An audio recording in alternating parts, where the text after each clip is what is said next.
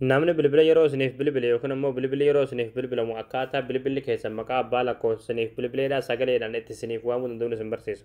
Egaa ta'uutiin kiyya waan kana akka nu baay'een argee faatu viidiyoo kan laayik gochuun jalqaba lafaa dura hordofaa. Aappii tokko bilbila keessanitti galfachuun isin barbaachisa. Aappii kanaas gad buufachuudhaaf as Google Chrome keessatti galtanii achi booda bakka sarchii irratti tokko kilikni gootu achi booda bakka sarchii irratti gola Oromiyaatti ni barreessanii gola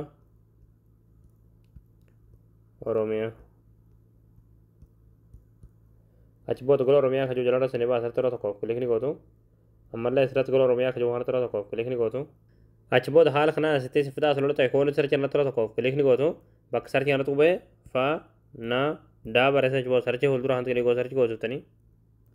achi booda haala kanaan suuraa kana bitaa suuraa kana tura tokko kilikni gootu achi booda aappii gad buufachuudhaaf sura lutaa gad deemtu lutaa gad deemtu manumaati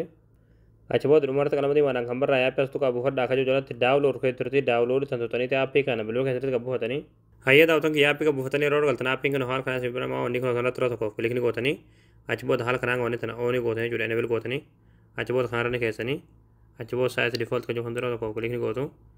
achi booda haala kanaan oonii ta'a jechuudha kanneen hundumaa haala kanaan oonii gootanii achi booda ammallee asirratti seef siitingis kajuu kan tura tokko kilikni gootanii seef irratti gootanii egaa haala kanaan siitingii kana seefii gootanii jechuudha amma booda yeroo namni bilbila isiniif bilbile alaa tuluma bilbilli keessan maqaa abbaa lakkoofsaniif bilbileedhaa sagaleedhaan isiniif waamuu jalqaba.